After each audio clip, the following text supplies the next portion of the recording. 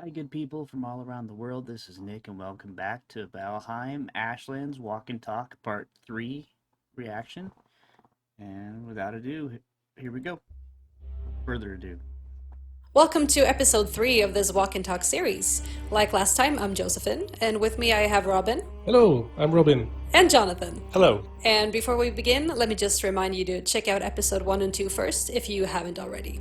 But assuming you've already watched them, let's dive into today's topics. I want to start off with weapons. We've hinted at some weapons for the Ashlands already, so can we just talk about the item progression for the biome? Yeah, sure. We have items that progress in the biome. Ha. Wow. Yeah. Next topic. Next, please. No, I think it's gonna look very much like how Mistlands was. You will come to Ashlands. Hopefully you'll find the resource you need. You'll get it, and you will get some starter equipment. And then as you progress through the whole biome, you will get some much needed special gear, or not gear, but weapons mostly. Do you have any favorites, Jonathan? Yes, I like. I don't know if we're getting into that, but like the special things with the items, I like, and I liked our discussions about the blood ones. Yeah, because what we have shown to just recap for everyone is we have shown some basic versions of a two-handed sword, a one-handed sword, a mace, and some dual-wielding axes. For a long time, there was a tease about the Eldner, and I was guessing that the mace was going to be the Eldner because the other ones had names, but the mace did not. And so I was thinking they had a concept art of here where it had nothing there, just no weapon shown at all, but it said Eldner there. And I was thinking of the Frostner being hammer, Eldner, a frost hammer. Eldner might be an ice mace. No, I mean a fire mace. Frostner's ice. So And then we also showed off a lightning version of one of the swords, so you'll be able to customize a bit. Yes, exactly. that's pretty cool. You can customize depending on the thing. Right now, the only weapon that can do lightning damage is the pole arm. I cannot pronounce it to save my life, but it's the Mistlands pole arm. And then the only other way that I know of is with the thing that destroys your items. I can't remember what it's called, the destructor, or demolisher, or something like that. That's the only two ones I know of. Exactly. So Yeah, this is an idea I've had for a while, just for players to be able to customize for their playstyle a little bit, or what they think is actually cool, and lean into the fantasy of different aspects, I guess. So the idea was that you can get these gems, three different colors of gems, and you could use your old weapon. This only works for flame metal, by the way. And when you get Flame metal's a special metal. very special, very special little metal. No, but so you combine the weapon that you just made with one of the new gems that you find, and you get to make either a blood weapon, a storm weapon, or a nature weapon, which have some different abilities, not abilities, but effects. yeah. Yeah. And yeah, to answer the question as well, I have to say that the dual axis with the blood is my absolute favorite, and I think they are a killing machine. Yeah, I tend to play with that a lot as well, because I've always been a fan of axes. I know axes have kind of a bad rap in the game, like maybe, I don't know, for some reason, but I always like playing with axes because you can just take trees whenever you want. And now they're all so awesome. yeah. So I'm a happy guy. And it's also going to be built upon the same skill as the axe skill has already been, right? Oh, It's not going to be good. a brand new dual wielding axes skill. It's on the X. Thank God. I was worried. Because I do like the customization that you can have whatever playstyle you want, but I was worried it was going to get so split up. The tree of the skills that you can get is going to be so split up that if you decide, oh, this new biome that came out has this weapon, um, and then you decide to go with that one, but then like later on, the next biome has this weapon that's in a different class. It's better. For instance, right now I switched from bows to the arbalist because the arbalist is so much better than bows, in my opinion, at the moment, especially with Spine Snap taking so much stamina. But who knows, in the Ashlands there might actually be a good bow, and then I'd have to switch back to bow's skill. And then there's also magic, which I'm gonna do an episode on trying it out for the first time and seeing that, and that's a whole other skill tree. I switched to swords from blunt because I used to do blunt for a long time because I love Frostner, but Mistwalker is a better weapon, so I switched to swords and there's that type of thing. But I suppose after a while you can just develop all your skills. But I'm worried it might be too fractured. Like there might be like 20 or 30 skills or something. Axes, yes, exactly. So you don't have to. If you did like axes before, there. Okay, so axes overall in Valheim is a little bit boring because they are a tool at the same time they're a weapon. So they're not the best weapon in the game mostly, but going into two-handed axes or dual wielding axes, they feel really nice. But then again, we do have the two-handed sword. I think the ideal thing with the dual-handed axes is to have separate durability but the same slot. That way, if you do use them to cut down trees, you have a lot more durability to work with. Whereas if they have the same durability, kind of like Skull and Haughty, the daggers have, that's probably how they're going to go. They're probably going to go with the same durability. But if we're talking about how we wish they could have more durability because they're used to cut trees and as a weapon, then that would be one way to do it, is just divide the durability between the two and have their overall durability increased. Sword, we have spears, we have a lot of weapons. I think this is the biome with most weapons so far. For sure. Yeah, I mean for sure, because especially because of the gem like specialization, it's really turning into a lot of a lot of weapons. So there's a lot of fun things to play with, and I think it's really nice as well that if you have a certain weapon type that is your favorite, like previously it was basically just one weapon that you were going to have, and now you can actually make a choice within that weapon type as well. So I think hopefully it's something that people will enjoy. Yeah. Indeed. And speaking of choices, in the Mistlands, we also introduced the possibility to play as a mage. How does the mage side grade, as we call it, how does that feature into the Ashlands and into the rest of the game? Very interesting question, Josephine. Well, let me tell you. Okay, so I think mages or wizards or warlock, whatever you call it, I think it's not a side grade, in my opinion. It's more a playstyle, so we have to accommodate for that playstyle. And with that said, we also are introducing, or not introducing, but we used to say side grades about a lot of the armors and so on. It wasn't the main progression armor that you needed. Coming into Ashlands, you will be able to play as a, so you get armor for either your little ranged guy, girl, or the heavy armor, or a mage armor, basically. Hopefully they will. Whoa, that looks really cool. I like the antlers at the side, but there's more than one, so maybe that's a rib cage.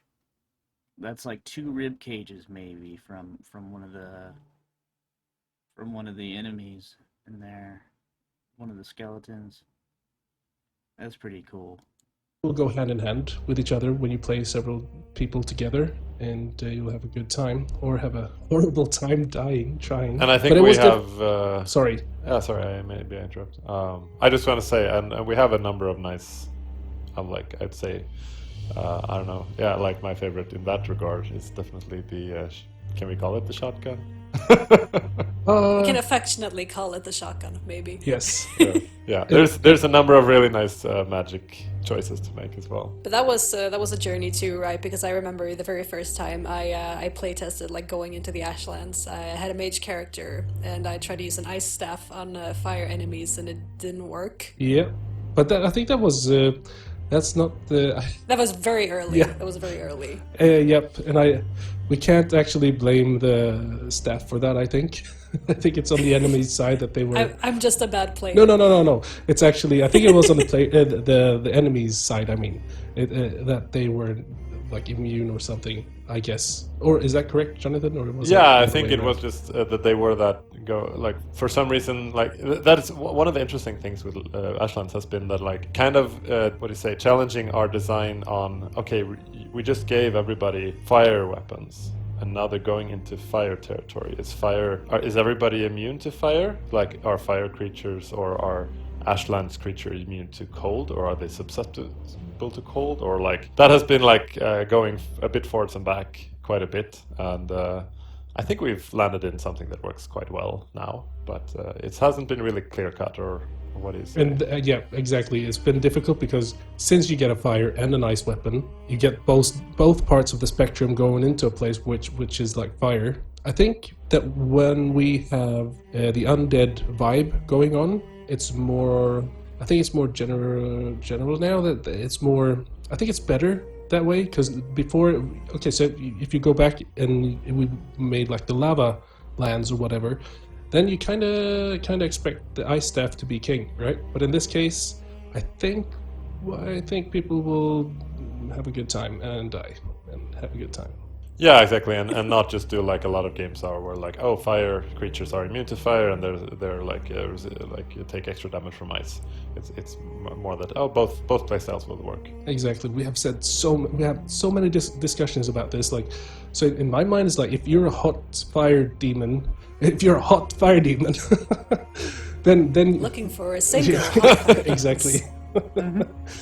Then, in my opinion, then if you're shooting like snow on me, then it melts. I'm not getting any damage. But at the same time, it's like, yeah, they should be maybe allergic to cold at least. Exactly. It should either kind of be the one or the other, but it's not really sure which one it is. Yeah. So I think it's one of those game kind of tropes that have existed forever, and yeah. But yeah, I think it works quite well. Like you said, with the undead, it becomes much more clear. But it's important that both of them work. Like, it would be really weird if we gave like, oh, there's ice and fire magic now, but yeah, the next place you're gonna go is one of them is useless. So have fun. I wanted to round off these discussions that we've been having with just looking back a little bit on the Mistlands and the Ashlands. What do you feel have been the biggest differences between working on these? Whoa, I just saw like a bird right here, or some type of. Might be one of the fallen Valkyries. There was a couple times I thought I saw an enemy. I think it's right here. Discussions that we've been having with Yeah, it's right just there. looking back a little bit on the Mistlands and the Ashlands. There What do you again, feel there, have it's been right there. the biggest differences between working on these two biomes? Well, Jonathan, do tell. I'm gonna Well, a rewind it lot of one more differences, time like, so we can see real quick. These discussions that we've been You guys having can also with rewind and zoom in, but I'm pretty sure that's one of the fallen Valkyries. just looking back a little bit on the Mistlands and the Ashlands. What do you feel have At first, I thought it was just the haze, but no, it is definitely a winged creature, most likely a fallen Valkyrie. been the biggest differences between working on these two biomes? Well, Jonathan, do tell. Well, a lot of differences. Like, I don't know where. Or similarities, if that's easier. Yeah. Okay, I don't know where to start. Actually, like, there's been a lot of differences. I think. Yeah, go ahead, Robin. I think you have this. Sorry. Yeah. This is Valheim, and so you can expect the normal Valheim things in a biome. You come in to Mistlands, and okay, so one big difference certainly is that there is no mist. Yeah, sure, it's going to be a bit misty and foggy sometimes of all the smoke and everything, but we're not. And there is that swirly, hazy effect that if you've ever been like seen summer and looked at the road, you'll see some of the similar haze with heat. I've seen a lot of people, or some people, don't like the mist in the Mistlands, and they think that after you beat the queen, it should be dissipated. And there's even been, and if I can try to find it, there's been some ones where they demystify. There's like a mod where it demystifies the Mistlands, and that would be really cool to see. I think at some point maybe you could have the option, or more powerful wisps than the normal ones, because the wisp light, it takes, I wish you had two slots, both for the armor one, or not the armor, the weight one, and the wisp light. It'd be great to have both, or just have like be able to just dissipate the mist. Have an item in the Ashlands that can dissipate the mist. That would be great.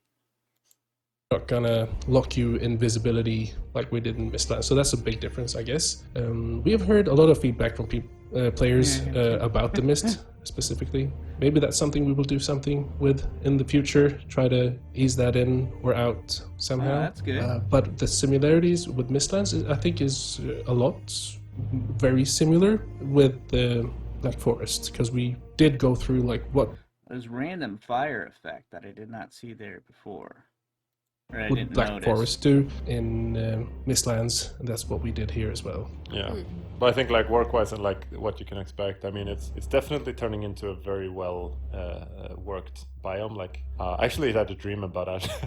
Maybe it's a bad sign. I dreamt about Ashlands the other night, and I was like, yeah, it's actually pretty cool now. And realizing that, and that we put a lot of work into it, and that it's still going to be like very difficult. I think, like if you compare it to Mistlands Land, it's a very difficult biome, but it's difficult in maybe another way. Like Mistlands can be a bit frustrating with the verticality and all the mist, and some players didn't appreciate that. So it's definitely not going to be the same, but of course there's a lot of similarities in other. And a lot of people have criticism on Valheim and the devs about the release schedule and how long it takes them before between updates, but I would rather have them take their time and work out a biome and flesh it out and have a good quality product at the end rather than them rushing and just having the fire demons and that's it. And that's a lot of games what you get with a lot of games, and that's why one of the many reasons why Valheim is as unique and as special as it is as a survival crafting game. I've spent over, I think, 200 hours, at least 200, on Valheim, and I've paid more on AAA titles and spent like half the time. Like I just got done with with Tears of the Kingdom, and I've had way more fun with Valheim and spent way more time and got more enjoyment out of Valheim than I did Tears of the Kingdom. And I'm a Zelda fan all the way back to Link to the Past. And I think Valheim is a much better game than Tears of the Kingdom. Much better. And you paid like $20 and they could charge for the updates if they wanted to, but they don't. And so I just think the criticism is just not really all that valid. I think it's good to put some expectation or have some type of dialogue and feedback that's important, and to say, have some kind of commitment expected of the developers that eventually these updates will happen and just not be abandoned.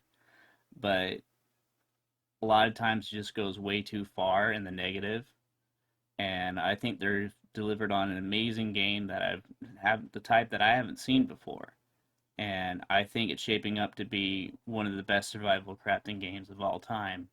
Eventually, if they keep at it, and that is the fear that they could abandon it. They could have so much negative feedback that they're like, we're just done, and then you just leave, and that is a real concern. Um, but I just wanted to say that real quick. Other ways. I was playing with Andreas yesterday, doing some balance and tweaks and stuff, and I think it's always going to be situational. We went in and played yesterday and was like, this is too easy. So we started to overtune some creatures, and then we jumped back in. It's like, this is too difficult. What's Yeah. going on? And then when It's you were- always going to be. Sorry. And then today, when you were off, and I was talking to him, and he's like, "This mob is cheating. What is he doing? What is he doing against me?" And that's when he called you in. He's like, "Yeah, look at this mob. What is he doing? Something's wrong." And he was All just right. like, and even Andreas is like, "This is too hard. This is gonna be too hard." Then it's like, okay, if even he says that, yeah, then We need to maybe tone we have it to tone down. it down a notch after that. I think. Yeah, yeah, we have some. Yep, I think people are going to be pleasantly surprised with Ashlands, and I hope it's going to be a stepping stone for people to understand. Like, this is end game Valheim. For some people, it's not going to be super difficult. For some people, it's going to be the most difficult thing in the world. The good thing is that we have modifiers, and so we can actually go in and change how difficult the game is. But we're trying to create a baseline. Yeah, I thought about making a whole video about this, but in my opinion, the Hilder's Quest update was one of the best quality of life updates that they've made for Valheim. They put with the world modifiers, they really put the power in the player's hands a lot more. Of course, there are things that they could do to improve it more. The gardening system could be more like Stardew Valley, where it does 3 squares in front of you. You could upgrade the hoe. I've made videos on things that they could improve, or that I hope that are in the Ashlands update, like updating the hoe and updating the hammer, things like that. But that was a big step into putting the control into the player's hands of what kind of game experience they want. And I think they're going to be doing that even more with the gyms and the customization that you're able to do. Line for how we think it should be, at least. We've only got the Deep North left now, and then we're finally out of, or when Ashlands is out, then we have Deep North left, and then we're soon on our way to 1.0 and out of early access. Finally. Yeah, that would be interesting. But that is a tale for another time. And this episode is also going to mark the end of this little series. Wow, this is the last one. This is the last. So that means it's more. It could mean. I'm not going to say for sure, but it means that the update is pretty soon here because they don't have any more walk and talk episodes to do. So it could happen at any moment. It could be next week. It could be next month. It's not going to be 6 months from now, probably, because that would be over halfway through 2024, and they did say it was going to be the first half of 2024. Deep North is going to be a challenging biome to do for them to do because there's no biome that's like Ashlands, but with the mountain biome, they already dealt with the icy biome environment. So the challenge is going to be how to differentiate from the mountain, but still be icy and still be a super cold place. And that's going to be challenging to do. Um, I think I don't know if it's a mistake, but it's definitely they painted themselves in a corner by making the Deep North because, like I said, there's they're gonna have to be creative and find ways to make it different from the mountain. So I want to thank everyone for listening, and I want to thank both of you for joining me and for chatting about the Ashlands. Thank you so much for tuning in and listening. It's been awesome. Hopefully you like. And thank you, Valheim devs, for making such an amazing game. It's one of the best survival crafting games I've played. Terraria, in my opinion, is still the best survival crafting game that's been made so far. And it's been going on for 12 years, and they've been doing updates. Relogic has been, and they've been amazing. And the modding community has been so great with Terraria. And it's just another example of how rather than being rushed and get things done quick and put the game out quick, I'd rather them take time and quality and put out an amazing game that you don't see all that often. And Terraria is one of those games that they could have rushed it out. They could have put it out in 2 years and everything, and then just finished it and moved on to the next game. But they've put so much quality into the game and so much love, and it's no wonder why they should have won the Labor of Love award more than once, in my opinion. Relogic for what they did with Terraria, and that's just another example of a game that chose quality over quantity and really focused in on making a great game rather than rushing it out and doing like a quick money grab. And they've made many updates in the 12 years that they've had, and they could have charged for like DLC type of stuff and been money hungry, but they've never been. And even further than that, there's a lot of times where there's sales, even I think up to 50% off sometimes on Terraria. And it's such a great studio, Relogic. Um, I'm kind of happy that it's over in a way because it means that the walk and talk because it means that it might mean it definitely leans towards the update being sooner than I expected it to be. But at the same time, it's so cool to see these sneak peeks, and I appreciate that the openness that they have to have a dialogue with us between the developers and the consumers and the gamers. And I appreciate you guys for watching, and I can't wait for Ashland's update.